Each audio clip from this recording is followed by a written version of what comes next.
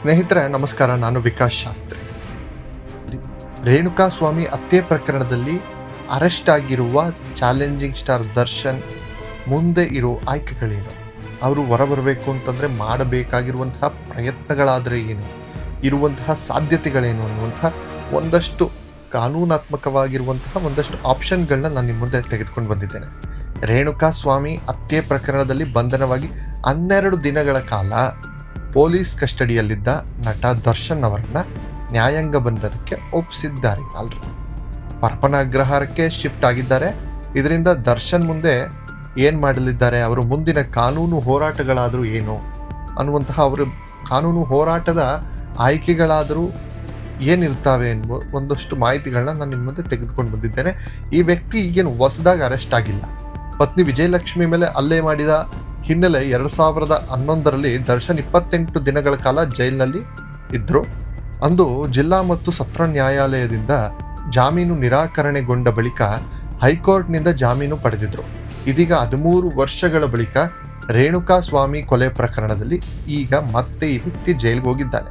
ನಟ ದರ್ಶನ್ ಪ್ರಭಾವಿ ರಾಜಕೀಯ ವ್ಯಕ್ತಿಗಳೊತ್ತಿಗೆ ಬಹಳಷ್ಟು ಆತ್ಮೀಯವಾಗಿ ಸಂಪರ್ಕ ಹೊಂದಿರುವುದು ಎಲ್ಲರಿಗೂ ಗೊತ್ತಿರೋದ್ರಿಂದ ಪಾರದರ್ಶಕವಾಗಿ ತನಿಖೆ ನಡೆಸಲು ರಾಜ್ಯ ಸರ್ಕಾರ ಈ ಬಾರಿ ಖಡಕ್ ನಿರ್ಧಾರ ತೆಗೆದುಕೊಂಡಂತೆ ಕಾಣ್ತಾ ಇದೆ.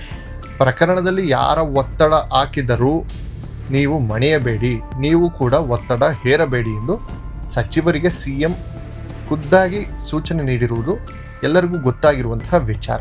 ಇದರಿಂದ ಪೊಲೀಸರು ಅಗತ್ಯ ಸಾಕ್ಷ್ಯ ಸಂಗ್ರಹಣೆ ಮಾಡುತ್ತಿದ್ದು ಕೋರ್ಟ್ನಲ್ಲಿ ವಕೀಲರು ಸಮರ್ಥವಾದ ಮಂಡಿಸುತ್ತಿದ್ದಾರೆ. ಹೀಗಾಗಿ ಆರೋಪಿಗಳೆಲ್ಲ ಪರಪ್ಪನ ಅಗ್ರಹಾರ ಸೇರಿಕೊಂಡಿದ್ದಾರೆ. ಇನ್ನು ದರ್ಶನ್ ಮುಂದೆ ಏನು ಮಾಡಬಹುದು, ಇದರಿಂದ ಈ ವ್ಯಕ್ತಿಗಿರುವಂತಹ ಆಪ್ಷನ್ಗಳಾದರೆ ಏನು, ಈ ವ್ಯಕ್ತಿ ಮಾಡಬಹುದಾದ ಹಲವಾರು ಸಾಧ್ಯತೆಗಳನ್ನು ನಾನು ನಿಮ್ಮ ಮುಂದೆ ಪ್ರಸ್ತಾಪಿಸ್ತೇನೆ. FIR ಅನ್ನು ರದ್ದು ಕೋರಿ ಹೈಕೋರ್ಟ್ಗೆ ಅರ್ಜಿ ಸಲ್ಲಿಸಬಹುದು. FIR ರದ್ದು ಮಾಡಿ ಎನ್ನುವಂತಹ ಒಂದಷ್ಟು ಪ್ರಯತ್ನಗಳನ್ನ ಮಾಡಬಹುದು. ಅಲ್ಲದೆ ಜಾಮೀನು ಕೋರಿ ನ್ಯಾಯಾಲಯಕ್ಕೆ ಅರ್ಜಿ ಹಾಕಬಹುದು. ನ್ಯಾಯಾಲಯ ಜಾಮೀನು ಅರ್ಜಿ ಪುರಸ್ಕಾರ ಮಾಡಿದ್ರೆ ಈ ವ್ಯಕ್ತಿ ಹೈಕೋರ್ಟ್ಗೂ ಕೂಡ ಹೋಗಬಹುದು. ಇದಿಷ್ಟು ಕಾನೂನಾತ್ಮಕವಾಗಿರುವಂತಹ ಅವನಿಗೆ ಇರುವಂತಹ ಆಪ್ಷನ್. ಮೃತ ರೇಣುಕಾ ಸ್ವಾಮಿ ಕುಟುಂಬ ಸಂಪರ್ಕ ಮಾಡಿ ಅವರನ್ನು ಮನವೊಲಿಸಿ ಕೇಸ್ ವೀಕ್ ಮಾಡುವ ಎಲ್ಲ ಪ್ರಯತ್ನಗಳು ಕೂಡ ಮಾಡಬಹುದು.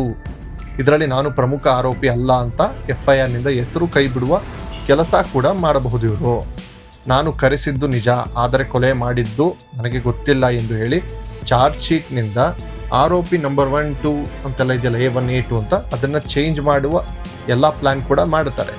ಈಗ ಆರೋಪಿ 1, 2 ಇಬ್ಬರು ಸಹ ಬಚಾವಾಗಲು ಇತರ ಆರೋಪಿಗಳನ್ನು ಬುಕ್ ಮಾಡುವ ಎಲ್ಲ ಪ್ಲಾನ್ಗಳನ್ನು ಮಾಡುವ ಸಾಧ್ಯತೆಗಳಿವೆ. ಚಾರ್ಜ್ ಶೀಟ್ 3 ತಿಂಗಳ ಒಳಗೆ ಹಾಕಬೇಕು.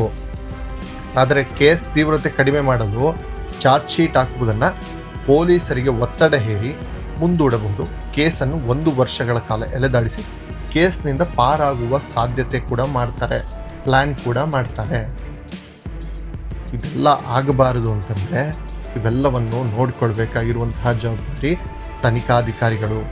ತನಿಖಾಧಿಕಾರಿಗಳು ಎಷ್ಟರ ಮಟ್ಟಿಗೆ ಗಟ್ಟಿಯಾಗಿರ್ತಾರೆ ಅಷ್ಟರ ಮಟ್ಟಿಗೆ ಕೇಸು ಜೀವಂತವಾಗಿ ಉಳಿಯುವ ಸಾಧ್ಯತೆಗಳಿವೆ. ರಾಜ್ಯ ಸರ್ಕಾರ ಏನಾದರೂ ಇವರ ಪರವಾಗಿ ಕೈ ಜೋಡಿಸಿದರೆ ಮಾತ್ರ ಈ ಎಲ್ಲಗಳು ಆ ವ್ಯಕ್ತಿಗೆ ಸಿಗುತ್ತೆ. ಇನ್ನು ಈ ವ್ಯಕ್ತಿಯಾಗುವಂತಹ ಶಿಕ್ಷೆ ಜನತೆಗೆ, ಸಮಾಜಕ್ಕೆ, ಮುಂದೆ ಬರುವ ಆರೋಪಿಗಳಿಗೆ ಒಂದು ಎಚ್ಚರಿಕೆ ಗಂಟೆಗಳಾಗಬಹುದು. ಈ ಒಂದು ಕೇಸ್ ವೀಕ್ ಆಗಬಾರದೆನ್ನುವುದೇ ನಮ್ಮೆಲ್ಲರ ಉದ್ದೇಶ. ಎಲ್ಲ ಮಾಧ್ಯಮಗಳು ಕೂಡ ಇದೇ ರೀತಿ ಕೆಲಸ ಮಾಡಿ ಆತನಿಗೆ ತಕ್ಕ ಶಿಕ್ಷೆಯಾಗುವ ತನಕ ಹೋರಾಟ ಮಾಡಬೇಕು ಎಂಬುದೇ ನಮ್ಮೆಲ್ಲರ ಆಶಯ. ಬನ್ನಿ, ನಾವೆಲ್ಲರೂ ಕೈ ಜೋಡಿಸೋಣ. ನಮ್ಮೊಟ್ಟಿಗೆ ಈ ಮುಂದಿನ ಸಮಾಜವನ್ನು ಗಟ್ಟಿಯಾಗಿ ತೆಗೆದುಕೊಂಡು ಹೋಗುವ ಪ್ರಯತ್ನವನ್ನು ಮಾಡೋಣ. ನಮಸ್ಕಾರ. ನಮ್ಮ ಚಾನಲ್ನ ಲೈಕ್ ಮಾಡಿ, ಶೇರ್ ಮಾಡಿ, ಸಬ್ಸ್ಕ್ರೈಬ್ ಮಾಡಿ.